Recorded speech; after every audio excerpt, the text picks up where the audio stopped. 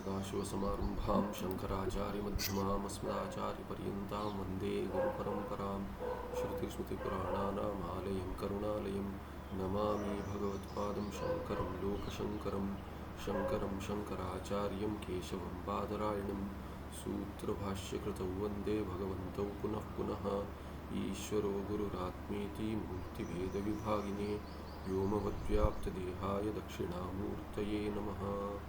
श्रीचिद्घनगणेशाय नमो मह्यं सुखनित्यं सुप्रकाशं व्यापकं नामरूपयोः अधिष्ठानं बुद्ध्यबोध्यं बुद्धेर्भृग्यत्वनिर्मलम् अपारं सर्ववेदान्तवेद्यं प्रत्यक्परं महः तदेवाहं नमत्तोऽन्यदिति मे निश्चिता मतिः।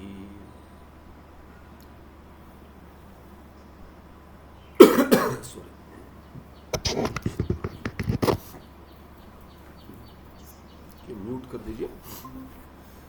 ठीक है, यहाँ पे यथा तो देख रहे हैं हम 351 व्यास सूत्रम एवं अनर्थ निवृत्ति उपाय। ये वेदांत सूत्र जो है ब्रह्म सूत्र निर्णायक सूत्र है, न्याय सूत्र है, तो इससे तात्पर्य निश्चय होगा वेदांत वाक्यों का। और कहते हैं ये तात्पर्य निश्चय जब भी होगा तभी आपको वेदांत अभ्यास से लाभ होगा, जब भी उसका तात्पर्य क्या पता है अद्वैत में। और वही एक उपाय है संसार की निवृत्ति के लिए, अनर्थ निवृत्ति के लिए। क्षमा कीजिए, कषाय का वो पाउडर ठीक से मिक्स नहीं हुआ लगता है, तो गले में अटक गया थोड़ा, क्षमा कीजिए। तो व्यास सूत्र वेदांत सूत्र माने वेदांत सूत्र से निर्णय लियो है उपनिषद, ये एक ही निवृत्ति का उपाय है करके वो देख रहे थे। तो उसमें अंतिम पंक्ति हमने देखी थी, एवं व्यास सूत्रात् ज्ञात्वा गुणजीविका न्याय इत्यादि से अर्थवाद वाक्यों का तात्पर्य भी विधि कर्म विधि में नहीं है किंतु चित्तशुद्धि द्वारा ज्ञान में ही है, ये समझकर एवं व्यास सूत्रा ज्ञात्वा समझकर क्या है, पुरुषः काम कर्मभ्य निवर्तते, तो कामना और कर्म से निवृत्त हो जाता है संसारी, नहीं रहेगा संसारी आगे। यथा सूत्र निर्मितम जालम कंटकेभ्यः पुष्पाणि निवारयति तथा, जैसे उदाहरण देखा था हमने कि जाल जैसे डालकर पुष्प वाले जो वृक्ष है उनको कांटों वाले वृक्ष से भिन्न विभाग कर देते, उनको अलग कर देते। वैसे ही क्या है कि सूत्र निर्मित ये जो जाल है, जब ये बुद्धि तीव्र हो जाएगी एक जाल बन जाएगा। जैसे कि वृक्षों को पुष्पों, जो पुष्प वाले वृक्ष है उनके पुष्प दूर नहीं जा सकते, वैसे एक जाल बनकर एक सीमा बन जाती है। जैसे वैसे ही हमारी बुद्धि में भी एक बुद्धि से एक जाल बन जाए, सूत्र निर्मित जाल होगा ये बुद्धि में, कि जिससे क्या है कि एक सीमा बन जाएगी कि ये अद्वैत छोड़कर द्वैत में नहीं जाना है। कोई तो कहते थे कि प्रवचन सुनने जाते थे, तो मुझे पहले बहुत पहले जो काम करता था तभी वो कहते थे कि तुम्हें द्वैत और अद्वैत ये सब पता है क्या? तो मैंने बोला उतना नहीं पता था तभी, कि धर्म का थोड़ा अभ्यास था, उतना नहीं था। तो कहते देखिए फिर धीरे धीरे वो बताते कि मैं तो क्या है कि जब अद्वैत का अभ्यास हो तभी मिलते थे, तो कहते थे कि वो जो एक गुरु जी का प्रवचन सुनने जाते, गाँव जाते तभी, और कहते हैं कि द्वैत जो बात करते हैं गुरुजी कहते कि उनके साथ भी नहीं रहना है, उनका साथ भी छोड़ दीजिए, बुद्धि भ्रष्ट कर देंगे, तो उनका साथ भी छोड़ दीजिए कहते थे। तो बोलते सुनना ही नहीं, क्योंकि एक तो क्या है अद्वैत नहीं अद्वैती की निंदा करते, वो तो शंकराचार्य इत्यादि की निंदा करते। तो क्या है कि वो हमारा क्या है कि हमारा संतुलन जो है अभी ठीक है अद्वैत में, नहीं तो धर्म में ठीक है। तो क्या है कि ये बाकी इसमें जुड़ जाते, नहीं तो वो क्या है कि वो व्यक्ति निंदा करेंगे, फिर क्या है कि चुभेगा, फिर हम भी व्यक्ति निंदा करेंगे इत्यादि चलता है। इसीलिए कहते थे कि वो रहना ही नहीं है, उनके साथ बात ही नहीं करनी है। वो यदि द्वैत को कुछ निंदा इत्यादि शुरू करते तो छोड़ दीजिए, तो ऐसे एक जाल बन जाता है। तो कहते हैं यही तथा व्यास सूत्रमिदम ब्रह्म मीमांसा सूत्र जो है, मीमांसा माने क्या, मीमांसा माने पूजित विचार। तो ये पूजित विचार जो है ब्रह्म के बारे में पूजित विचार करेंगे कि अद्वैत में ही तात्पर्य है, तब क्या है कि एक जाल सीमा बन जाएगी और काम कर्म अनुष्ठानात् पुरुषम निवारयति इति, क्योंकि ये एक सीमा बनकर काम और कर्म से पुरुष को हटा देती, निवृत्त करा देती है, इसीलिए इसको जालत्वेन रूपितम, रूपितम निरूपितम ऐसे जाल करके कथन कर दिया है ब्रह्मसूत्र को भी, व्यास सूत्र को। उस पर एक श्लोक कहते हैं, चकार सूत्र यो व्यासः नैष्कर्म्यार्थ विबोधकम तमहम दासभूत सन प्रणमामि मुहुर्मुहुः। तो पुनः पुनः मुहुर्मुहुः, पुनः पुनः प्रणमामि। तो कहते ये यह व्यासः नैष्कर्म्य अर्थ विबोधकम सूत्रम चकारः।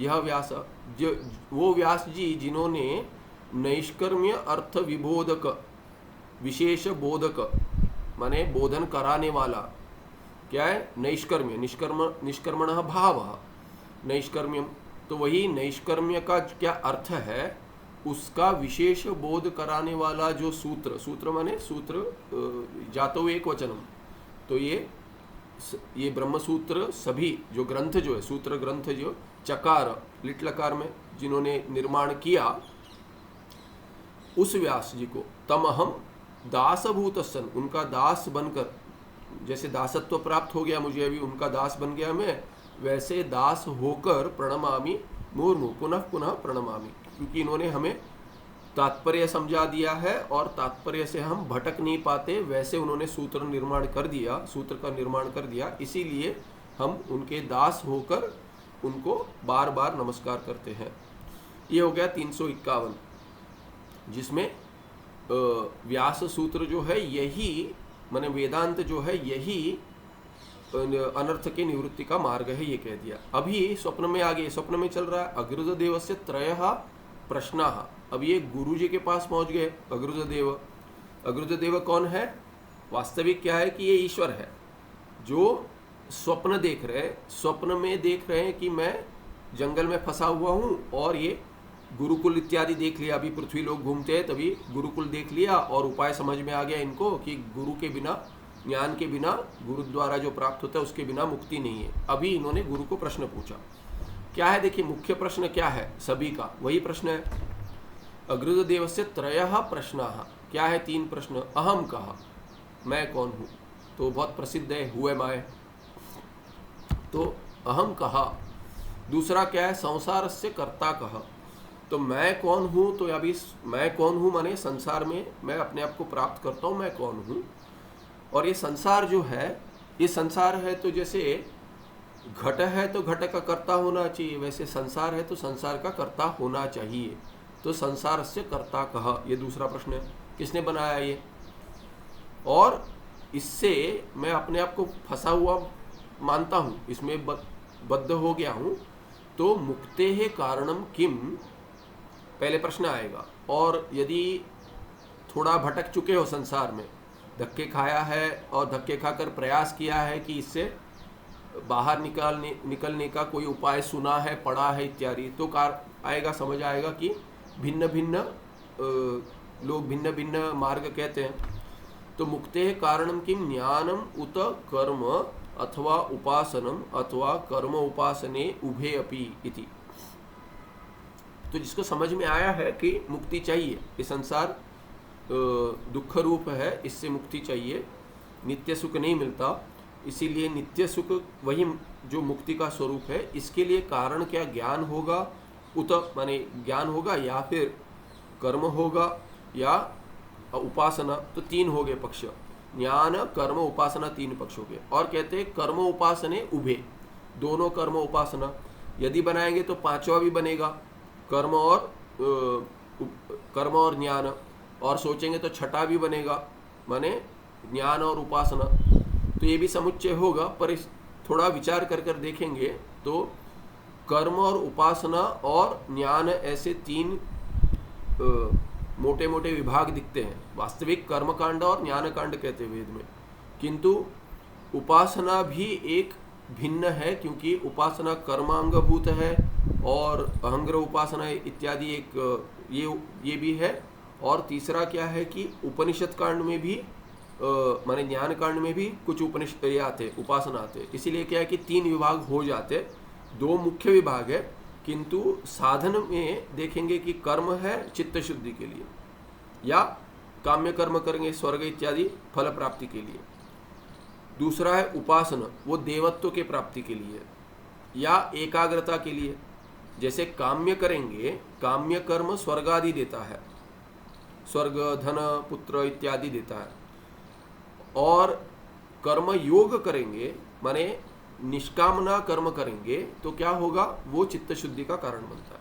वैसे ही उपासना से क्या मिलता है, देवलोक मिलता है, तो देवता पदवी मिलती है देवता की, तो वो सकाम करेंगे, तो निष्काम करेंगे तो उपासना से क्या मिलता है, एकाग्रता हो जाती है, एकाग्रता भी चाहिए। और उसके बाद क्या है कि अभी बचा ज्ञान कांड, तो ज्ञान से ज्ञानात एव तो कैवल्यम, तो ज्ञान से मुक्ति मिलती है। अभी ये इसीलिए 3 मार्ग हो गए, अभी ये 3 माने 3 विभाग हो गए। इन तीनों में किन किन का समुच्चय बनेगा, ये प्रश्न यदि आएगा, इसका विचार करेंगे या शास्त्र में देखेंगे, तो ज्ञान का तो समुच्चय किसी के साथ नहीं बनता है, सह समुच्चय एक साथ युगपद। इसीलिए कह दिया कि कर्म ज्ञान और उपासना 3 तो है, पर समुच्चय जिनका बनेगा वो कर्म और उपासना का बन सकता है। ज्ञान का ना उपासना के साथ समुच्चय बनता है, ना ही कर्म के साथ समुच्चय बनता है। तो क्योंकि दोनों विरुद्ध है, क्योंकि कर्म कौन करेगा, कर्म वो करेगा जिसके लिए कर्म के लिए कर्म और व्याकरण में कारक जितने हैं वो सब कारक भिन्न भिन्न होने चाहिए। कर्म करने के लिए मुझे अपने आप को पहले कर्ता मानना पड़ेगा। तो पूर्व मीमांसक भी जो है, वैदिक भी है, वैदिक कर्म करता है, फिर भी क्या है कि जब भी कर्म करता है तो अपने आप को शरीर से भिन्न मानकर करता है, ठीक है, क्योंकि उसको फल जो चाहिए वो इस शरीर में नहीं मिलेगा। हाँ, पुत्र कामिष्ट इत्यादि इस शरीर माने इसमें मिल सकता है, धन इत्यादि, किंतु इस शरीर के होते, पर जो स्वर्गादि फल है माने अमूत्र, जो इस लोक से भिन्न लोक का फल है, वो सब इस शरीर के छूटने के बाद मिलेगा।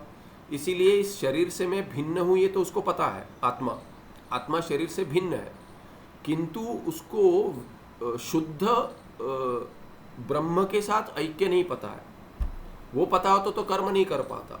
इसीलिए अध्यास भाष्य में कहते हैं, भगवान भाष्यकार कहते हैं कि यद्यपि बुद्धिपूर्वकारी, ऐसे बुद्धिपूर्वकारी शरीर भिन्न आत्मा को जानकर ही कर्म करता है, फिर भी वेदांत वेद्य जो है, अशनादि पिपासा रहित ब्रह्म क्षात्र धर्म से हटकर अपेत ब्रह्म क्षत्र इत्यादि वो सब नहीं चाहिए। आश्रम वर्ण इत्यादि सब से भिन्न जो एक ब्रह्म सच्चिदानंद आत्मा है शुद्ध, वो ज्ञान अपेक्षित नहीं है। और उसमें 2 हेतु देते हैं, एक क्या है कि अनुपकारित्वात्, दूसरा कहते विरुद्धत्वाच्च।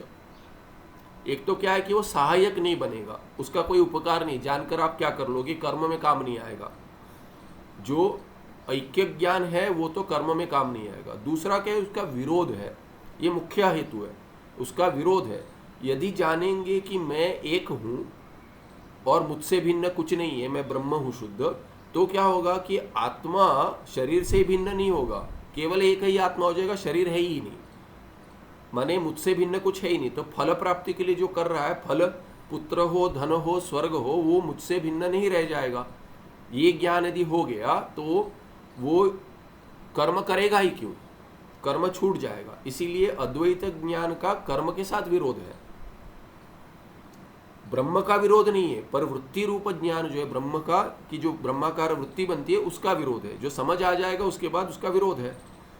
तो इसीलिए क्या है कि जब ये कर्म करेगा तभी तो उसको जैसे अग्नि चाहिए, अग्नि कुंड चाहिए, वो अधिकरण बनेगा, अधिकरण कारक, उसमें वो आहुति देगा, तो किसकी आहुति देगा वो चाहिए होगा, किसके द्वारा देगा वो चाहिए होगा, उसके साथ उसको पत्नी चाहिए होगी। तो इसीलिए ये सब जो है भिन्न भिन्न कारक बनेंगे।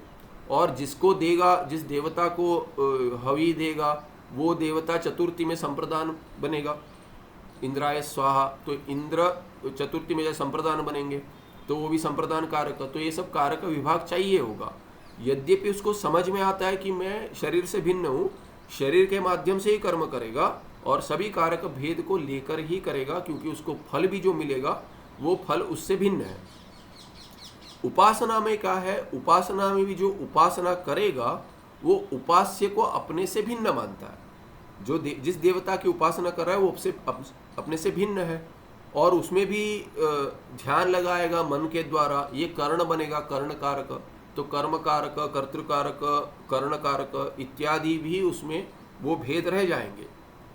और यदि अहंग्रह उपासना भी करता है कि मैं ये प्राण देवता हूँ इत्यादि, तो प्राण को जो मानता है कि ये प्राण मुझसे भिन्न है, उसमें वो ऐक्य भावना रखकर करता है कि मैं ये हूँ, इसीलिए ये गौण है। माने वो अहंग्रह करता है, समझ कर नहीं करता है, ये मुझसे भिन्न है, पर ऐसे कहते हैं कि ये इसका फल ये होगा, ब्रह्मलोक प्राप्ति होगी यदि इसको मैं अहम समझ के उपासना करूँगा।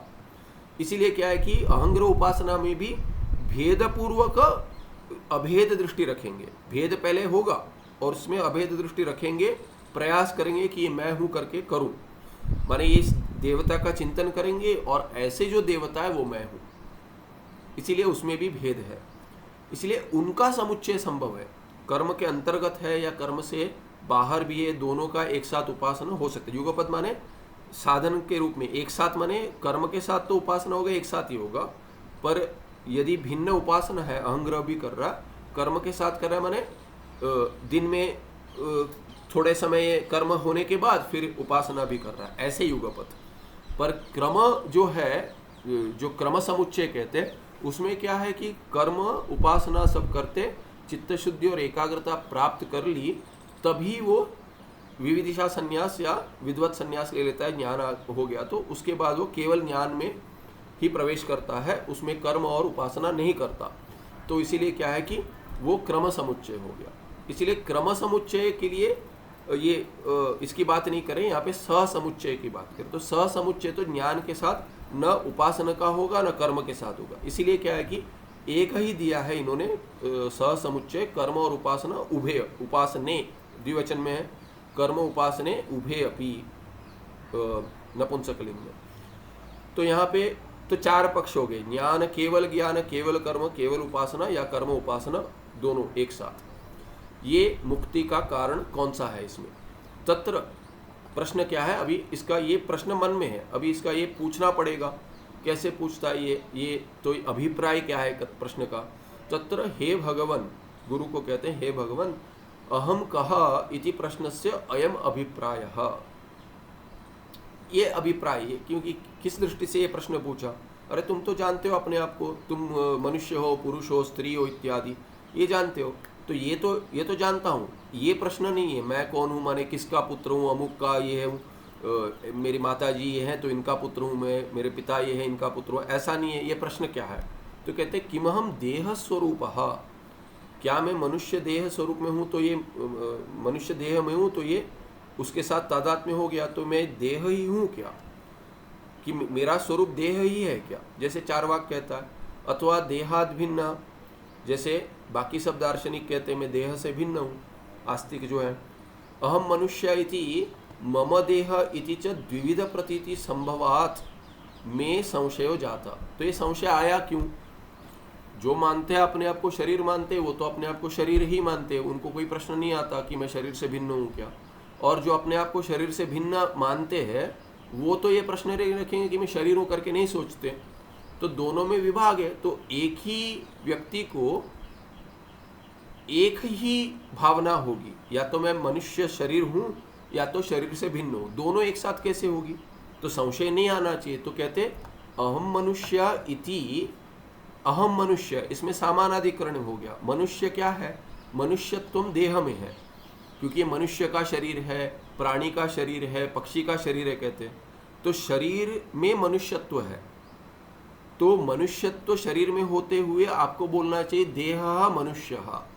देह में मनुष्यत्व है तो देह मनुष्य हो गया। पर कहते क्या है? अहम मनुष्य।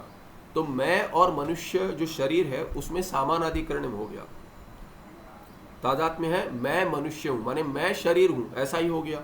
और दूसरा क्या है कि मम देह, ये मेरा देह है, मेरा शरीर है, ऐसा भी कहते हैं। तो कहते हैं एक ही व्यक्ति को दोनों भावना होती है, मैं मनुष्य हूं करके भी भावना है, ऐसी समझ भी है, ऐसी सोच है, और मेरा देह है ऐसे भी कहते हैं। ये मेरा देह, ये मेरा हाथ है कहते हैं, हाथ तो देह का अंग है, तो ये मेरा हाथ है कहते, मैं हाथ हूं नहीं कहते, मैं मनुष्य हूं कह देता है, पर मेरा हाथ है, मेरा देह है। मैं तो कहते अरे देखो मेरा शरीर कितना मोटा हो गया, कहते अरे देखो मेरा शरीर कितना पतला हो गया, तो तभी मेरा शरीर ये क्या है कि मम, ये षष्ठी में संबंध षष्ठी है, शेषे षष्ठी में संबंध में है ये। तो कहते अहम मनुष्य करके सामानाधिकरण भी हो रहा है और मम देह इति व्यधिकरण भी हो रहा है।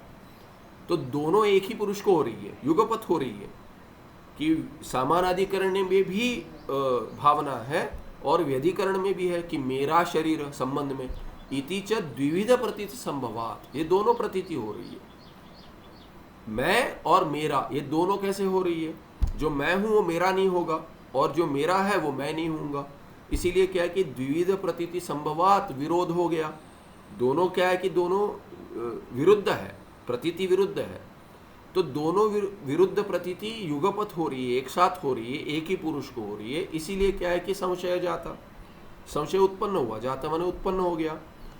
यदि भगवान माम देहात भिन्नम ब्रवीति तरहि, तो गुरु जी को कहते हैं देखिए यदि आप मुझे देह से भिन्न कहते हो तभी क्या है कि अहम, तब मैं देह से भिन्न क्या हूँ?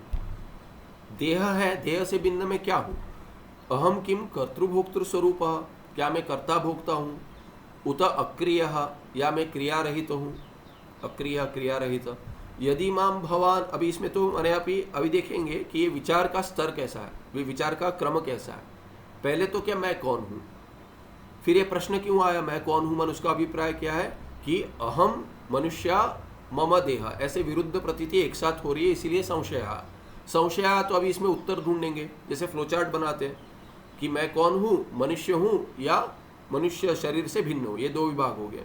अभी कहते हैं कि मनुष्य नहीं हूँ, माने ये उत्तर मान रहे हैं गुरुजी ऐसे ही कहेंगे कि मैं मनुष्य नहीं हूँ, माने प्रश्न जो ये पूछ रहे हैं जितना पता है उतना अंश कथन कर दे, कि जैसे जाकर पूछते हैं संशय जो है वो संशय पूछना है, तो संशय पूछने के लिए क्या पहुँचना है वहाँ तक। एक तो क्या है कि सीधे जाकर आपने कोई माने पहली बार किसी से मिल रहे हैं, हाँ, और आप प्रश्न पूछ रहे हैं और आपने इतने उच्च स्तर का माने डीप प्रश्न पूछ लिया, तभी क्या है कि वो प्रश्न तक आने के लिए प्रश्न आपका है, माने उसके पूर्व सब आप समझ लिए हो, ये पता नहीं चलेगा। दूसरे किसी ने पूछ लिया आपको और आपको थोड़ा वो प्रश्न समझ में आ गया, उत्तर नहीं है या प्रश्न भी ठीक से समझ में नहीं है, आपने पूछ लिया, पर वो उसका उत्तर देने के लिए पहले देखना पड़ेगा कि आपका पहले का अभ्यास कितना है। तो इसीलिए क्या है कि पूछने से पहले स्वयं ही बता देंगे कि मैं यहाँ तक कैसे पहुँचा, वो भी दिख रहा है। कहते कि माने ये जो विचार का क्रम है, ऐसे नहीं कि मैं कुछ बिना अभ्यास किया हूँ, विचार किया है, यहाँ मुझे संशय है, यहाँ आके अटक गया, ये प्रश्न हो सकता है। तो इसलिए बताते हैं मैं कौन हूँ, मनुष्य हूँ माने शरीर हूँ, मनुष्य माने शरीर हो गया, शरीर हूँ, शरीर से भिन्न हूँ, शरीर से भिन्न यदि हूँ माने क्या मनुष्य नहीं हूँ? मनुष्य हो तो कोई प्रश्न नहीं आया उसमें, क्योंकि वो नहीं हूँ करके समझ में आ गया, मैं मनुष्य नहीं हूँ। तो अभी यदि नहीं हूँ तो मैं क्या हूँ, मेरा स्वरूप क्या है, कर्ता भोक्ता हूँ क्या, तो कर्तृभोक्तृ स्वरूप हूँ क्या। और क्या क्या करें, यदि भगवान माम देहाद भिन्नम ब्रवीति तरी, माने ये मानकर कि आप मुझे यही कहोगे कि मैं मनुष्य नहीं हूँ, माने शरीर से भिन्न हूँ। यदि मैं शरीर से भिन्न हूँ तो कर्ता भोक्ता हूँ कि नहीं हूँ? क्योंकि जैसे कर्ता भोक्ता कौन कहता है, ये कर्ता भोक्ता बाकी दार्शनिक कहते हैं, कोई कहता है मैं कर्ता हूँ, कोई कहता है भोक्ता हूँ, कोई कहता है दोनों हूँ। तो कर्ता भोक्ता तो अपने आप को ये मानते हैं, नैयायिक और पूर्व मीमांसक मानते हैं, और केवल भोक्ता किंतु कर्ता नहीं है ऐसे सांख्य मानते हैं। तो इसीलिए ये प्रश्न आया। अभी उसमें क्या है कि यदि मैं कर्ता भोक्ता नहीं हूँ तो कर्ता यदि नहीं हूँ, भोक्ता नहीं हूँ, तो क्रिया नहीं होगी मुझ में, ना ही करने की कोई क्रिया होगी, ना भोग की कोई क्रिया होगी, भुंजन क्रिया, तो कहते हैं वो नहीं होगी। इसीलिए मैं क्या हो जाऊँगा, फिर अक्रिय हो जाऊँगा। तो अभी दो विभाग हो गया, ये देह मेरा है माने मैं देह से भिन्न हूँ, ये इस पक्ष में अभी दो विभाग करती है कि कर्ता भोक्ता स्वरूप हूँ कि नहीं हूँ, अक्रिय हूँ। अभी कहते हैं कि ठीक है कर्ता भोक्ता स्वरूप मेरा नहीं है, ऐसा मानेंगे यदि माम भगवान अक्रियम कथयति, माने आप तो यही कहोगे, ऐसे सोच रहा हूँ कि मैं अक्रिय हूँ, कर्ता भोक्ता नहीं हूँ, तब क्या होगा? अहम किम सर्व शरीरेषु एकः उत अनेक इति। तो ये अहम कह, इस प्रश्न में ये सब छुपा हुआ है, ये अभिप्राय है। ये नहीं पूछ रहा हूँ कि मैं कौन हूँ, मैंने सीधे आप कुछ एक इसमें बता दो, इतना विचार मैंने कर दिया है। तो कहते हैं कि शरीर से ये मैं भिन्न हूँ, तो कर्ता भोक्ता हूँ कि अक्रिय हूँ? यदि अक्रिय हूँ, कर्ता भोक्ता है तो भिन्न प्रश्न हो जाएंगे, वो तो दार्शनिक भी देते हैं उत्तर। तो इसीलिए मुझे लगता है मैं नहीं हूँ कर्ता भोक्ता। यदि मैं नहीं हूँ, शास्त्र में ऐसा कहा गया और आप मुझे वही कथन करेंगे, तो मैं अभी कर्ता भोक्ता नहीं हूँ। तो कर्ता भोक्ता तो इतने सारे दिखते हैं, शरीर के साथ जुड़कर कितने सारे कर्ता भोक्ता बन गए हैं। और मैं यदि कर्ता भोक्ता नहीं हूँ, तो प्रत्येक शरीर में जो भिन्न, माने इस शरीर में मैं भिन्न हूँ, कर्ता भोक्ता नहीं हूँ, तो फिर मैं सभी शरीर में एक हो सकता हूँ क्या? कि मैं सभी शरीर में भिन्न भिन्न हूँ, कर्ता भोक्ता न होते हुए भी भिन्न हूँ, ये संभावना है। इसीलिए ऐसा यहाँ तक प्रश्न आ गया अहम का। इसका दूसरा क्या है? अभी कहते अस्य संसार से कर्ता कह, ये प्रश्न है, उसका क्या अभिप्राय है? केवल प्रश्न का विस्तार कर रहे हैं, अभी उत्तर कहीं नहीं आया, उत्तर आगे आएगा। उत्तर में भी थोड़ा प्रश्न का स्मरण करा देते हैं, अपनी शैली देखिए। अभी कहते हैं अस्य संसार से कर्ता का, कौन है इस संसार का कर्ता? इति द्वितीय प्रश्न से अयम अभिप्राय, उसमें क्या चिंतन है? कहते अस्य संसार से कर्ता कश्चन अस्ति वा। पहले तो क्या है कि किसी ने तो बनाया होगा, ये तर्क से पता है। जैसे घट का कोई कर्ता होगा, वैसे ही प्रपंच का कर्ता होगा। तो अभी ये प्रपंच का कर्ता होगा, ये एक होगा कि अनेक होगा, ये भी संभव है, पर लाघव में कहेंगे एक होगा, ऐसे यदि मान ले, क्योंकि लाघव तर्क तार्किक देते हैं, सिद्ध नहीं होता है, उसमें प्रश्न है, रह जाता है, फिर भी क्या है कि लाघव कह देते हो, क्योंकि गौरव है, एक से चिंतन कर सकते हैं। तो क्या वैसे आकाश में भी कहते हैं आकाश अनेक मानने की आवश्यकता नहीं है, एक मान लेते हैं। अरे तो भी आत्मा को भी एक मानकर उपाधि से व्यवहार संभव है, तो आत्मा को भी एक ही मानो, आत्मा को क्यों अनेक मानते हो? क्योंकि आत्मा का तो उसमें वो अभी आगे कहेंगे कि क्यों ऐसे वो सोचते हैं, सब आएगा तब देखेंगे। तो अभी कहते हैं यदि संसार का कोई संसार है, तो संसार का कर्ता कौन है? माने उसमें क्या है कि कोई है कि नहीं है। माने यदि कोई नहीं है तो क्या होगा? वैज्ञानिक जैसे कहते हैं अथवा अयम संसार स्वयं में वो उत्पन्न, जैसे पूर्व मीमांसक भी मानते हैं कि अपने आप हो गया है ऐसे बिग बैंग हो गया। तो बिग बैंग क्यों हुआ, वो किसने कराया, अपने आप कैसे होता है, उसका कोई प्रश्न का तोड़ नहीं है, उत्तर नहीं है। तो इसीलिए क्या है कि कोई किसी ने बनाया या अपने आप बन गया, ऐसे हो गया। अभी कहते हैं कि चलिए अपने आप तो बन गया, उसमें क्या माने क्या विचार करें, अपने आप बन गया उसमें क्या लाभ क्या होगा मुझे? तो कहते हैं कि मानेंगे क्या, शास्त्र में जैसे आता है, कहते हैं यदि कश्चन कर्ता अस्ति तर्हि, तो मानेंगे कोई कर्ता होगा। तर्क तो यही कहता है कि कुछ अपने आप तो नहीं बनता। जैसे कहेंगे कि दूध दही बन जाती है, दूध दही बनने के लिए भी दूध से भिन्न कुछ उसमें मिश्रित हो जाता है। चलिए मिश्रण नहीं करेंगे, ऐसे ही रखेंगे तो भी खराब जो हो जाता है वो भी इसलिए खराब हो जाता है कि उसमें कुछ दूषित उसमें मिश्रित हो गया, इसीलिए दूध से भिन्न कुछ होना पड़ेगा। तो इसीलिए क्या है कि स्वयं तो कुछ नहीं होता, तो इसीलिए क्या है कि कोई कर्ता होना चाहिए, ये तर्क है। तो अभी कहते हैं वो यदि कर्ता होगा, संसार का कोई कर्ता होगा, तो कौन होगा, इस पे विचार करेंगे। तो कहते हैं सकर्ता किम जीवः उत ईश्वर, कि जीव ही करता है कि ईश्वर करता है उसका। शास्त्र में वर्णन आता है ईश्वर का भी, तो ईश्वर करता है कि जीव करता है, ये प्रश्न आएगा। दृष्टि सृष्टिवाद, सृष्टि दृष्टिवाद इत्यादि भी है, तो ऐसा भी विचार है। अभी कहते हैं नहीं, जीव तो नहीं बनाएगा। जीव क्या, जीव तो संसार ही है, वो कहाँ से बनाएगा? वो स्वयं जो प्रश्न पूछ रहा है, कहते हैं माने प्रश्न तो तुम पूछ रहे हो, तुम तो जीव हो ना, वही प्रश्न पूछ रहा है। तो तुम प्रश्न जो पूछ रहे हो जीव हो, तुमने बनाया क्या संसार? पूछेंगे तो क्या कहेगा? नहीं, मैंने नहीं बनाया। तो ये प्रश्न क्यों आया? तो उत्तर क्या होना चाहिए? विचार किया, ठीक है, मैंने किसी जीव ने बनाया, मैं अपनी बात नहीं कर रहा हूँ, कोई जीव होगा उसने बनाया होगा। जैसे अभी राह चलते दिखता है कि कोई बड़ा ये बन गया है कि कोई, अभी देख रहा था कि ये अभी किसी कुछ तो देख रहा था, तभी वहाँ पे जैसे ताजमहल कहते प्रसिद्ध है, 7 वंडर्स में आता। तो ये किसी ने ताजमहल जैसा ही किसी ने मध्य प्रदेश से कहीं तो अपना घर बनाया, वैसे ही बनाया है। तो कोई बता रहे थे कि कोई है माने धनी है कोई जिन्होंने बनाया, तो अभी वो जाते जाते आप देखेंगे तो ये तो मैंने नहीं बनाया पर किसी और जीव ने तो बनाया, संभव है ना ये।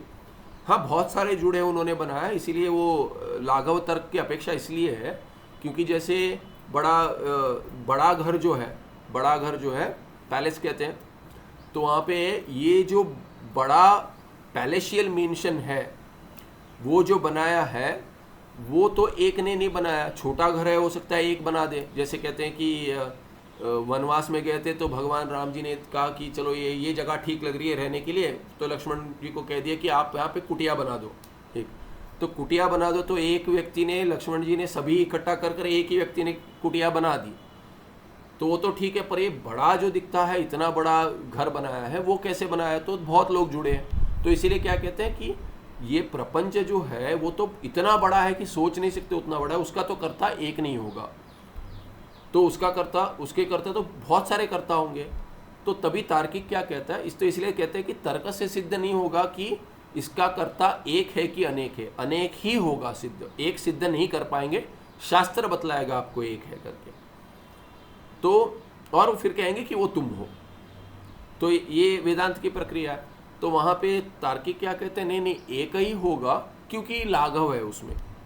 लाघव हर जगह क्या है कि लाघव कह देंगे तो हम तो ये भी पूछते रहे, आत्मा भी एक ही होना चाहिए क्योंकि लाघव है। तो आगे जैसे आएगा क्या मैंने, तो वहाँ पे वो कहते हैं कि नहीं, वो फिर व्यवस्था नहीं बन पाएगी कि कौन बद्ध है कौन मुक्त है, उपाधि से हो जाएगा। फिर भी वो क्या कहते हैं, आकाश को भी कहते हैं एक ही है, उपाधि से भेद बन जाता है कि घटाकाश मठाकाश इत्यादि वो मानते हैं, वो वैसे भेद बनता है, आकाश तो एक ही है मानते हैं। तो हम भी कहते हैं उपाधि से घट जाएगा। तो कर्ता कोई और जीव होगा ये तो प्रश्न आ सकता है, और मैंने नहीं बनाया, किसी और ने बनाया होगा या बहुतों ने मिलकर बनाया होगा, तो एक तो वो प्रश्न आएगा। या फिर कोई विशेष है कि जीव से भिन्न कोई है, ईश्वर है, उत ईश्वर। अभी कहते चलो जीव ने तो नहीं बनाया, क्योंकि जीव कैसे बनाएगा, वो तो स्वयं संसारी है, जैसे तुम संसारी हो वैसे बाकी जीव भी संसारी है। तो कहेंगे उन्होंने तो नहीं बनाया है, जो है किसी दूसरे जीव ने नहीं बनाया, तो ईश्वर ने बनाया होगा। यदि ईश्वर करता है तदा, तब प्रश्न आएगा स ईश्वर किम एकदेशे स्थितः परिच्छिन्नः उत स ईश्वर व्यापकः। तो ये ईश्वर जो है वो भी क्या है कि परिच्छिन्न होंगे ईश्वर। जैसे हाँ ठीक है, बहुत बड़े हों कि सुनते हैं हम वैसे कि अवतार कोई सुनते कि इतने बड़े, या वराह अवतार देखते, वराह अवतार ऐसे भी ईश्वर ने वराह अवतार लिया था, उसमें क्या है कि पूरे पृथ्वी लोक को उन्होंने उठाया था, ऐसे कहते हैं। वो भी कहाँ पे, अपने सींगों पे, तो इस पे क्या है कि क्या कहते हैं उसको, द हॉर्न्स। तो वो तो अभी वो जो ये है कि जैसे पृथ्वी से कितना बड़ा है, उससे बड़े भी यदि ईश्वर होंगे तो भी परिच्छिन्न होंगे, पृथ्वी से परिच्छिन्न होंगे, पृथ्वी उनसे भिन्न है, बाकी लोग से परिच्छिन्न होंगे। या तो सभी लोगों का उन्होंने निर्माण किया, सभी लोगों को उन्होंने उठाया है, तो भी क्या हुआ, फिर भी उससे भिन्न होंगे, तो परिच्छिन्न हो जाएंगे। क्षमा कीजिए। तो कितने भी बड़े हो फिर भी उनसे थोड़ा कुछ भिन्न रह जाएगा, कि एक छोटा सा नमक का कण भी यदि भिन्न हो जाएगा तो भी परिच्छिन्न हो गए। तो वैसा भी सोच सकते हैं, या कितने भी बड़े हो तो भी उनसे बड़ा कुछ रह जाएगा, वैसे परिच्छिन्न हो जाएंगे। आकाश समझ लिया, आकाश से भिन्न है तो आकाश तो इतना फैला हुआ है, ईश्वर आकाश से भिन्न है तो परिच्छिन्न हो जाएंगे। तो कहते हैं यदि ईश्वर कर्ता स ईश्वर तदा स ईश्वर किम एक देशे स्थिता, कि वो भी देश में सीमित है क्या, होंगे तो परिच्छिन्न हो जाएंगे, इसीलिए परिच्छिन्न है क्या प्रश्न है। उत स ईश्वर व्यापकः, या फिर क्या कि व्यापक है माने वो आकाश जैसे फैले हुए हैं, व्यापक है माने उनकी कोई सीमा नहीं है, देश में कोई सीमा नहीं है। सीमा नहीं है तो कहाँ शरीर होगा, शरीर तो क्या सीमा होगी तो ही शरीर कहेंगे, नहीं तो शरीर क्या, व्यापक शरीर माने क्या शरीर नहीं है, ये अर्थ होगा अशरीरी। अभी कहेंगे चलिए व्यापक ही होना चाहिए होगा, तो यदि ईश्वर व्यापकः तर्हि, क्योंकि यदि परिच्छिन्न है तो कहेंगे किस लोक में स्थित है, अच्छा कहेंगे अरे विष्णु लोक में है, कहेंगे वैकुंठ कहेंगे, कैलाश कहेंगे, इत्यादि कथन कह देंगे तो भी सीमित हो जाएंगे, इसीलिए वो तो चिंता छोड़ दी, उनका त्याग कर दिया। तो कहते हैं व्यापक है तर्हि यथा व्यापकाद आकाशात् जीवः भिन्नः। देखिए, हमने सोचा कि व्यापक होगा तो शरीर नहीं होगा, तो तार्किक बैठा है तो कहते हैं ये तर्क नहीं बैठ रहा है। क्यों? क्योंकि हम तो आकाश को व्यापक मानते हैं, किंतु आकाश से वायु को भिन्न मानते हैं, पृथ्वी को भिन्न मानते हैं, अग्नि को इत्यादि भिन्न मानते हैं, जल को। तो वैसे हो जाएगा, यदि ईश्वर व्यापक है तर्हि यथा व्यापकाद आकाशात, जो आकाश व्यापक है उससे जीव भिन्न है। पृथ्वी तो भिन्न है, पर कहते जीव जैसे भिन्न है तथा ईश्वरादपि जीव भिन्न। व्यापक होते हुए भी ईश्वर से जीव, संसार भी कहेंगे तो जीव, यहाँ पे तो जीव का विचार चल रहा है, इसलिए संसार का नहीं सोच रहा। संसार का कर्ता कौन है पूछ लिया, पर ये संसार क्या है करके प्रश्न नहीं है इसमें। देखिए आप कि अहम कह संसार से कर्ता कह, ये प्रश्न है दूसरा। और यहाँ पे देखिए तीसरा प्रश्न क्या है, तीसरा प्रश्न है मुक्ति का कारण क्या है। तो तीन प्रश्न है इसमें, संसार मुझसे भिन्न है, तीसरा वो क्या है करके प्रश्न है ही नहीं। ये संसार क्या है ये प्रश्न नहीं है, ये तार्किक को प्रश्न है। संसार क्या है, ये इसमें क्या क्या पदार्थ है, उसमें आत्मा भी अंतर्गत है कि नहीं है, आत्मा अंतर्गत है तो कौन सा पदार्थ है वो, तो अच्छा ईश्वर कहाँ आते हैं उसमें, उससे भिन्न है कि एक है, ये सब विचार तार्किक का विचार है। पर जिसको मुक्ति चाहिए वो क्या कह रहा है, ये प्रश्न संसार का नहीं पूछ रहा है। हाँ, उसमें संसार, तार्किकों के संसार में ही आत्मा अंतर्गत है। पदार्थ का जो विचार करते संसार में, आत्मा का भी विचार करते हैं, आत्मा भी पदार्थ ही है उनके लिए। आत्मा एक पदार्थ है, और वो पदार्थ क्या है कि दो प्रकार का पदार्थ है। क्या है, एक जीव है और जीवात्मा, दूसरा ईश्वर है। ईश्वर को भी वो पदार्थ ही मानते हैं, तो वैसे उनकी चिंता में ईश्वर अंतर्गत है। तो जो भी चिंता करते हैं तभी संसार ईश्वर सबकी चिंता एक ही लेवल पर है, एक ही स्तर पर है। पर यहाँ पे जो चिंता हो रही है वहाँ पे मैं कौन हूँ, संसार क्या है प्रश्न है ही नहीं, क्योंकि मुक्ति संसार को नहीं चाहिए, मुक्ति चाहिए मुझे, और मैं अपने आप को संसार में पाता हूँ, तो संसार का कर्ता कौन है ये प्रश्न आ सकता है ना। ये किसने बनाया, मुझे किसने बनाया, ये किसने बनाया, ये प्रश्न आ सकता है। पर ये किसने, ये क्या है प्रश्न ही नहीं है, क्योंकि उसको मुक्ति नहीं चाहिए। जानकर मैं करूँगा क्या, जान भी लूँगा तो उससे मुक्ति नहीं मिलेगी। इसीलिए क्या है कि ये संसार क्या है प्रश्न है ही नहीं, होता है पर ये मुख्य प्रश्नों में नहीं आता, तो इसीलिए उसकी गणना नहीं की यहाँ पे। तो अभी प्रश्न क्या हो गया कि ये जैसे ये कहते हैं तार्किक, यथा व्यापकाद आकाशात, यद्यपि आकाश भी व्यापक है फिर भी जीवात्मा उससे भिन्न है, पदार्थ भिन्न है। आकाश एक पदार्थ हो गया, व्यापक है, जीव भी व्यापक है, वैसे आत्मा भी व्यापक है तार्किकों के लिए। तो आत्मा भी व्यापक है, फिर भी क्या है कि आत्मा व्यापक होते हुए भी फिर भी उससे भिन्न है, आकाश से भिन्न है। माने दो व्यापक तत्व है उनमें। शास्त्र में क्या है कि व्यापक तत्व, वास्तविक क्या है कि व्यापक होगा वो, इसीलिए मैंने कहा सिद्धांत में क्या है कि व्यापक है तो शरीर नहीं है, उसकी कोई सीमा नहीं है, और वो एक ही होगा। क्योंकि दो व्यापक में आप भेद कैसे करेंगे। देखिए, जीव यदि नाना है, आत्मा नाना है, ईश्वर नाना है, ईश्वर एक है, आत्मा नाना है, मन नाना है, पर क्या है कि वो सब क्या है कि वो सभी व्यापक है। तो आपके मन का, आपका और मेरा, माने जीव यदि नाना है तो हम सब बैठे हैं, सभी की आत्मा ओवरलैप्ड है, एक ही जगह में है। क्योंकि जहाँ जहाँ आपकी आत्मा है वहाँ मेरी आत्मा भी है, ऐसा हो जाएगा जीवात्मा।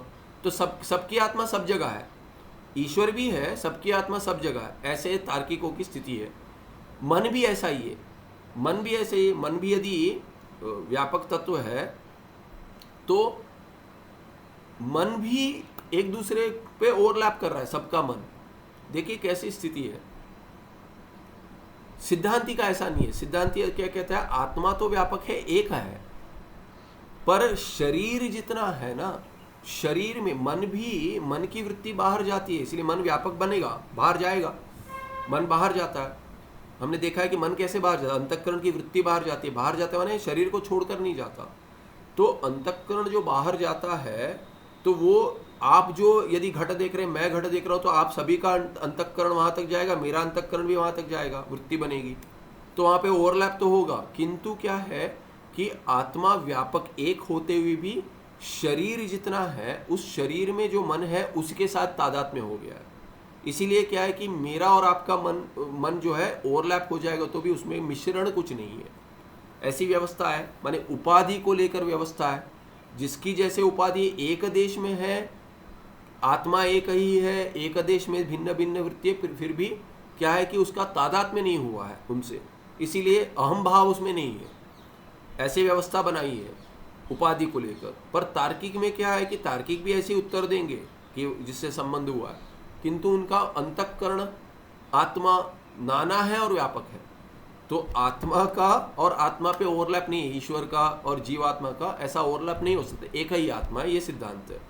तो ये प्रश्न आया कि जैसे व्यापक का आकाश होते हुए भी जीव भी व्यापक है और दोनों में फिर भी भेद है, भिन्न, जीव भिन्न व्यापकाद आकाश, तथा वैसे ही ईश्वर भी यदि व्यापक होंगे तो भी क्या ईश्वरादपि जीव भिन्न, ये प्रश्न है।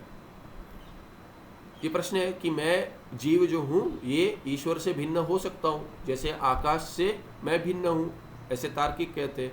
अथवा ईश्वरा जीव अभिन्न, या ईश्वर से जीव अभिन्न है, ये प्रश्न आया। तो संसार का कर्ता जो है वो क्यों प्रश्न है, ये आया संसार का कर्ता, उसको पहले प्रश्न के साथ जोड़ दिए। मैं जो जीव हूँ और संसार का कर्ता जो ईश्वर है, उनमें भेद है कि अभेद है, ये दूसरे प्रश्न में वो अंतर्गत है। संसार का कर्ता कौन है, माने अभी कर्ता कौन है, वो जीव तो नहीं है, जीव है या नहीं है, जीव नहीं है तो ईश्वर है। ईश्वर व्यापक है कि परिच्छिन्न है, यदि व्यापक है तो वो जीव से भिन्न है कि अभिन्न है। माने पहला प्रश्न जो है मैं जो जीवात्मा हूँ शरीर से भिन्न हूँ, उससे ईश्वर भिन्न है कि अभिन्न है, यहाँ तक प्रश्न आ जाएगा दूसरे प्रश्न में। तीसरे प्रश्न में कहते हैं मुक्तेः कारणम किम इति तृतीय प्रश्न से अयम अभिप्राय। तीसरे प्रश्न का क्या अर्थ है, वहाँ पे क्या तात्पर्य है पूछने का, तो कहते हैं मुक्तेः कारणम किम ज्ञानम, ये देखा हमने, ज्ञान कारण है, उत कर्म, उत उपासनम, या उपासना है, या चौथा पक्ष देखा था उत उभयम। अभी कहते हैं, अभी प्रश्न तो आएगा, फिर भी इसका चिंतन करके हमने उत्तर तो देख लिया कि संभव नहीं है, घटाना पड़ेगा, सिद्धांत मैंने बतला दिया। किंतु अभी क्या कहते हैं, ये चार ही नहीं है विभाग, क्योंकि यदि आप मिश्रण करेंगे, ये उत उभयम माने कर्म और उपासना दोनों एक साथ हो गए। अभी उभयमिति पक्षे दो होंगे, दो या तो तीन का भी पक्ष हो सकता है, सभी एक साथ करो, समुच्चय माने दो का क्यों करेंगे। तो यहाँ पे देखिए, दो यदि करेंगे उभयम तो कहेंगे उभयम इति पक्षे, यदि दोनों है तो कौन से दोनों है, ज्ञान किम ज्ञान कर्मणि उत ज्ञान उपासने उत कर्म उपासने। यदि दो मुक्ति का कारण बनेगा तो ज्ञान और कर्म बनेंगे, ज्ञान और उपासना बनेगा, या कर्म और उपासना। अभी एक दो क्यों, आप आठवां भी जोड़ दीजिए। अभी कहेंगे कि नहीं, ऐसा क्या है कि कर्म दो ही क्यों होने चाहिए, तीनों करो, ज्ञान कर्म और उपासना भी तीनों का मिश्रण कर देंगे। तो जब भी ज्ञान और कर्म का संभव है, ज्ञान और उपासना का संभव है ऐसे सोचते हैं, या कर्म उपासना संभव है, तो यदि ऐसा प्रश्न आता है तो तीनों भी एक साथ कर ले, उभयम क्यों आएगा। तीसरा प्रश्न भी ये भी आ सकता है कि तीनों का हो जाए विभाजन में, और एक आठवां प्रश्न जुड़ सकता है, तीसरा नहीं आठवां, कि ये सभी क्यों नहीं हो सकता एक साथ मुक्ति का कारण, ये भी प्रश्न आ सकता है।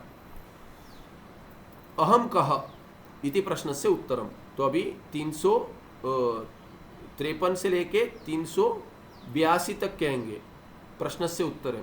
अहम का, केवल अहम का पहले प्रश्न का उत्तर देंगे, क्योंकि उत्तर कैसे देंगे, इसमें चिंतन क्या होगा, इसमें सभी दर्शन का चिंतन होगा, दार्शनिक क्या कहते हैं।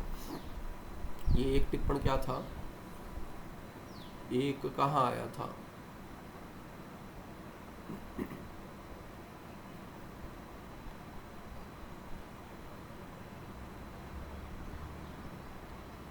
एक तो दिख नहीं रहा है, कहीं दिख रहा है कि किसी को, एक ये कहाँ पर है,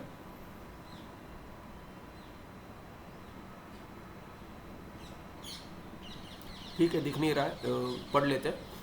आत्मनः देहेंद्रिय प्राण मनोबुद्धियादि विलक्षणत्व पूर्वमेव निरूपितम, तो ये आप तो भेद भिन्न के ऊपर होगा कहीं, तो ये आत्मा देहेंद्रिय प्राण मनोबुद्धि इत्यादि से भिन्न है, ये तो पहले ही कह दिया, इसलिए निर्णय हो गया। यहाँ पे भिन्न, यहाँ पे कहीं भिन्न लिखा है, वहाँ पे टिप्पण होगा ये, ठीक है।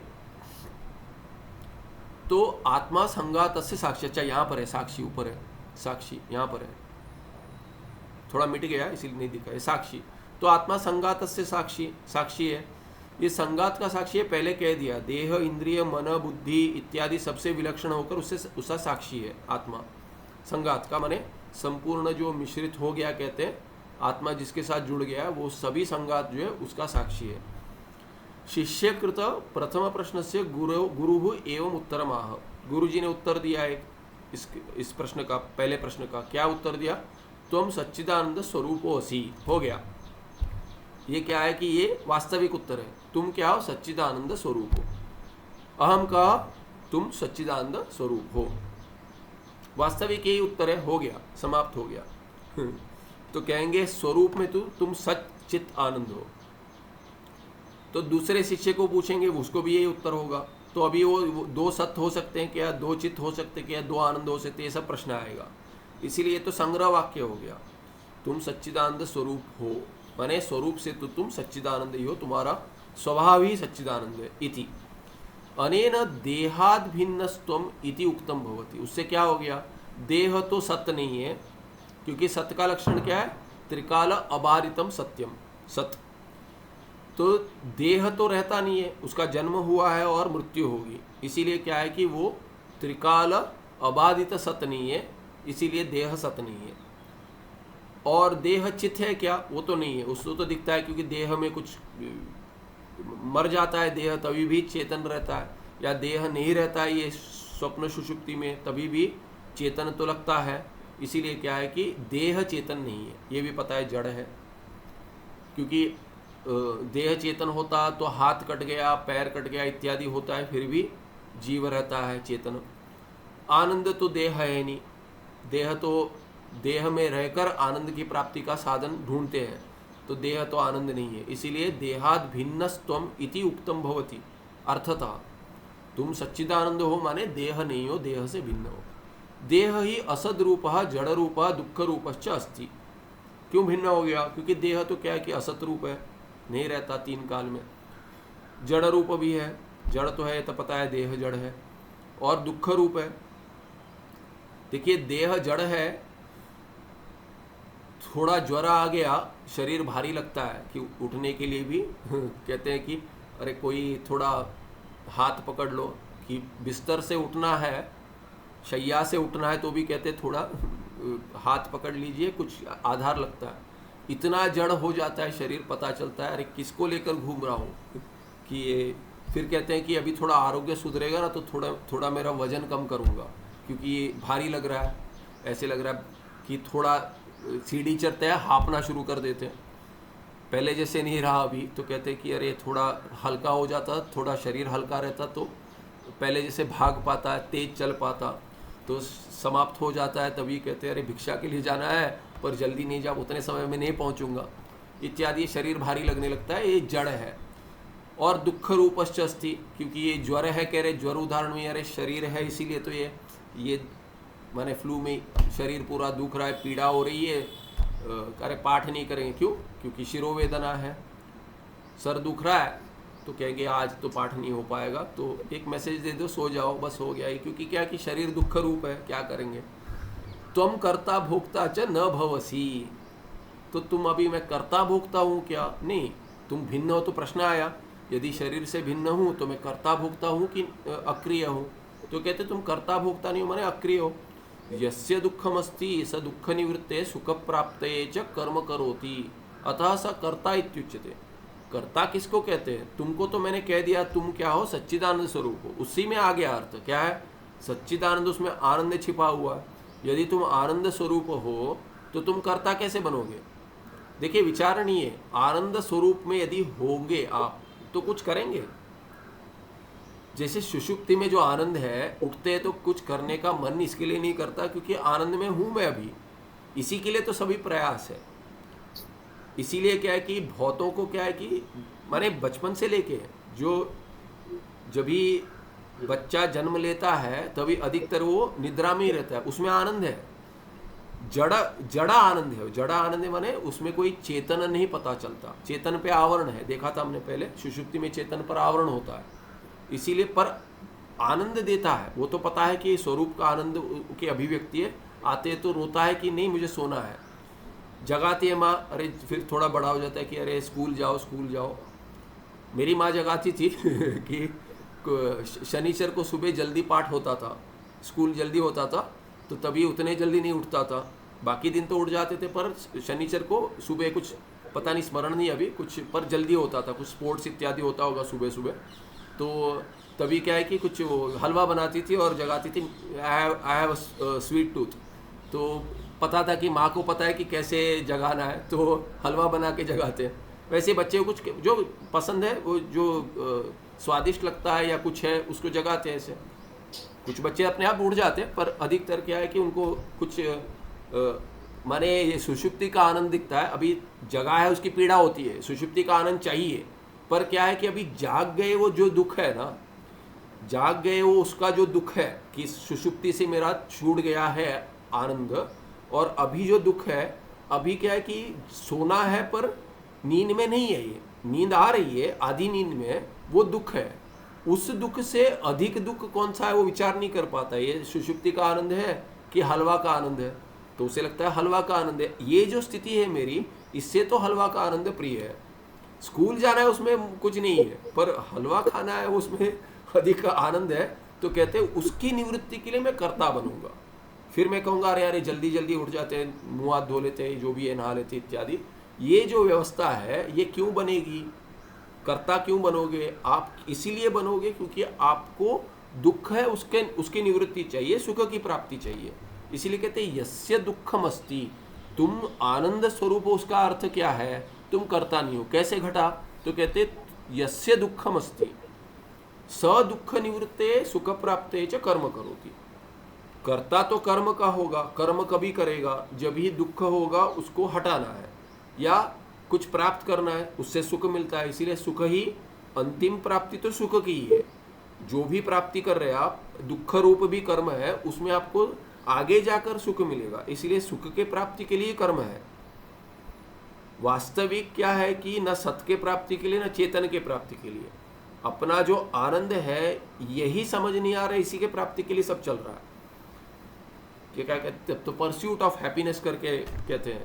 वो तो जो ये आया था, जो चलनचित्र था, मूवी था, उसमें तो भिन्न है वो, माने ठीक है अच्छा होगा, फिर भी क्या है कि मूवी अच्छी होगी तो भी क्या है कि वो फिलोसॉफी जो है वो नहीं है उसमें, जो स्पिरिचुअलिटी वो नहीं है, क्योंकि आनंद तो वास्तविक आपको सुषुप्ति में जो है स्वरूप है वही आनंद है। आत्मा का जो आनंद है उसका उसके आपको एक झलक मिल गई है और वही चाहते हैं, पर वो नहीं पता। इसीलिए क्या है कि जो जो कर्म कर रहा है वो सभी आनंद की प्राप्ति के लिए। So actually every pursuit is a pursuit of happiness, आनंद ही दुखती, क्योंकि आत्मनस्तु कामाय सर्वम प्रियम भवति, वो उसके अंडरलाइंग वो है। वास्तविक वो समझ जाएगा तो कर्म नहीं करेगा। इसीलिए क्या है कि यस्य दुखम अस्ति स दुख निवृत्ति, दुख की निवृत्ति के लिए और सुख की प्राप्ति के लिए कर्म करेगा, करता है योग्य करोति लट कर्म, करता है, कर रहा है नहीं करता है। तो कभी भी कोई कर्म करता है तो सुख की प्राप्ति के लिए, दुख को हटाने के लिए कर रहा है। और तुम तो आनंद स्वरूप हो, इसीलिए अतः स करता इत्युच्यते, तुम तो करता नहीं हो। जो करता है वो किसके लिए क्यों करता है, माने हिंदी वाला क्यों करता है, इसीलिए करता है कि दुख निवृत्ति के लिए, पर तुम तो सुख स्वरूप हो, आनंद स्वरूप हो, इसीलिए तुम करता नहीं हो। ये उसमें अर्थ था, उसमें उत्तर छिपा हुआ है। त्वयि दुखाभावा दुख निवृत्ते न त्वम कर्म करता भवसि, उसी का विस्तार कर रहे कि तुम में तो दुख का अभाव है, दुख है नहीं, क्योंकि तुम आनंद स्वरूप हो। आनंद स्वरूप जो उसमें दुख कहाँ से आएगा, इसीलिए दुख का अभाव होने से तुम में दुख निवृत्ति न त्वम कर्म करता भवसि, तो कर्म के कर्ता तुम हो गए नहीं दुख की निवृत्ति के लिए। और सुख तुम्हारा स्वरूप है, तो स्वरूप का प्राप्ति कैसे करोगे? स्वरूप की प्राप्ति तो कुछ नहीं करना ही स्वरूप की प्राप्ति है, इसीलिए उसको नैष्कर्म्य कहा है कि वास्तविक कुछ नहीं करना। बुद्धि में समझ लेना है कि ये सब जो कर रहा हूँ चल रहा है, मैं कुछ नहीं कर रहा हूँ, अपने सुख के लिए नहीं कर रहा हूँ, ये सुख तो मेरा स्वरूप है। इसीलिए कहती है कि कहते हैं कि तुम आनंद स्वरूप असी, जो कह दिया मैंने कि तुम आनंद के स्वरूप हो, गुरु कह रहे हैं अतः सुख प्राप्त तुम न कर्म करता भवसी। सुख क्या, आनंद ही है, उसके प्राप्ति के लिए तुम क्यों कर्म करता बनोगे, नहीं बनोगे, इसलिए तुम करता नहीं हो। यह कर्ता भवती स एव भोक्ता भी भवती। अभी कहते चलो भोक्ता मान ले, जैसे सांख्य मानते हैं, कहते नहीं, तुम भोक्ता नहीं होगे, क्योंकि जो करता है वही भोग करेगा। ऐसा नहीं कि मैंने कर दिया और भोग कोई और करेगी। क्योंकि कोई कहते हैं कि हमारे पिताजी ने इतना श्रम किया है, हम उसका अभी सुख का भोग कर रहे हैं, ऐसा कहते हैं कोई। अरे नहीं, ऐसा नहीं है, उन्होंने किया है ठीक है, उसका भोग तुम नहीं कर रहे हो। वास्तविक तुमने पूर्व जन्म में कर्म किए थे कि ऐसे ऐसे पिता क्या मैं पुत्र बनूं करके तुमने बहुत प्रयास किया था और बन गए, बैठे बैठे खा रहे हो, born with a silver spoon. ये ऐसा नहीं कि हाँ पिताजी ने कष्ट किया था, लौकिक दृष्टि से तो यही है कि माता पिता ने ऐसा कष्ट लिया, इतना बना के रखा है कि कुछ करने की आवश्यकता नहीं है, हाँ बैठे बैठे मिल जाता है। किंतु इसके लिए प्रयास तुम्हारा है, क्योंकि एक के कर्म का फल दूसरे को नहीं मिलेगा। हाँ संकल्प करते हैं, कर्म में व्यवस्था होती है। किसी ने पूछा था जैसे श्राद्ध कर्म है या कोई जप कर्म के, कोई भी याग करते हैं तो वो यजमान के लिए करते हैं, या यजमान भी करता है कुछ, तो पितृकर्म करता है तो पितृ को भोग मिलता है, तर्पण करते हैं। क्यों? क्योंकि उनको अर्पण करते हैं, संकल्प में वैसा होता है। तो कुछ शास्त्र में कहा गया है कि कुछ कर्म जो है जैसे वो आउटसोर्स करते हैं वो कर सकते हैं, कुछ इसका नहीं हो सकता। तो कहते हैं कि जो भी कर्म किया है संकल्प कर कर मेरे लिए कर रहा हूँ, या बिना संकल्प के मैं अपने लिए कर रहा हूँ। हाँ विचार होगा मेरी पीढ़ियाँ सुख में रहें इत्यादि, हाँ वो सुख में रहे, उनके लिए धन प्राप्त कर रहे हो। धन है इसका अर्थ ये नहीं कि वो सुख में रहेंगे, इतना कर दोगे आप कि वो बैठे बैठे उनको मिल जाए। पर आप क्या करोगे, उनको डायबिटीज़ हो गया तो क्या करेंगे, नहीं खा पाएंगे, उतना मीठा नहीं खा पाएंगे। अच्छा लगता है पर मीठा नहीं खा पाएंगे। सहज उदाहरण इसलिए कह रहा हूँ, ऐसा नहीं कि खाने के लिए तो बहुत है, बहुत लोग को क्या कि उनका एपिटाइट ही कम होता है, खाने की इच्छा ही कम होती है, थोड़ा खा लिया पेट भर गया, तो कहते हैं पेट भर गया। शरीर बड़ा होने से भी क्या है कि यदि जठर छोटा होगा तो ये होगा, या तो मेरा विरुद्ध है, शरीर पतला है पर जठर बहुत बड़ा है तो मुझे भूख अधिक लगती है। तो ऐसा भी होता है कि माया सर्वस्य संभवात, प्रकृति क्या क्या करती है पता नहीं है। तो ऐसे आपने इकट्ठा कर लिया ठीक है, पर वो वैसा ही सुख भोग करेंगे ऐसा नहीं है, उनका जो कर्म है वैसा भोग करेंगे। तो कहते हैं यह कर्ता भवति स एव भोक्ता भी भवति, वही भोक्ता होगा। और तुम करता नहीं हो माने भोक्ता नहीं हो, यह अर्थ घट गया। माने आनंद स्वरूप हो, इसके लिए तुम दुख निवृत्ति और सुख प्राप्ति के लिए कर्म नहीं करोगे, इसलिए तुम करता नहीं हो। और जो करता है वो भोक्ता बनता है, तुम करता नहीं हो इसलिए भोक्ता भी नहीं हो। ये भी अर्थ आनंद स्वरूप उसमें छिपा हुआ है। तुम न करता अतः भोक्ता अपि तुम न भवसी, क्योंकि करता नहीं हो तुम इसीलिए भोक्ता भी नहीं होगे। धर्म अधर्म जनक शुभ अशुभ कर्म करता तत्फल सुख दुख भोक्ता स्थूल सूक्ष्म संगातः न त्वम। तो कहते धर्म का और अधर्म का जो जनक है, शुभ और अशुभ कर्म का करता है, तो शुभ कर्म से धर्म प्राप्त होगा और अशुभ कर्म से अधर्म प्राप्त होगा। इसीलिए शुभ धर्म का जनक है, अशुभ कर्म जो है वो अधर्म का जनक है। उसका जो करता है, उनका जो करता है, तत्फल सुख दुख भोक्ता, और उसी कर्मकर्ता जो है और उनके वही कर्मों का, उन्हीं कर्मों का फल जो है वो सुख दुख है। माने धर्म का, शुभ कर्म का जो धर्म अदृष्ट उत्पन्न होता है धर्म रूप, वो सुख देता है, और अशुभ कर्म जो है वो अधर्म का जनक है, अदृष्ट का, अधर्म रूप अदृष्ट का, और वो दुख देता है।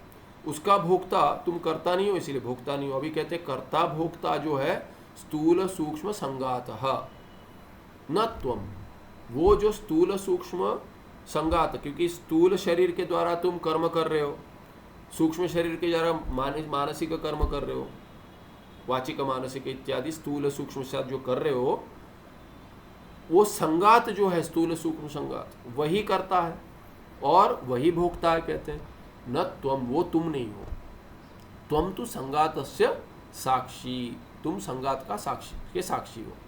आगे 354 में कहेंगे आत्मा व्यापका एकश्च, आत्मा तो व्यापक है, क्योंकि कह रहे कर्ता भोक्ता नहीं है तो कौन है, कर्ता कौन है, ईश्वर है।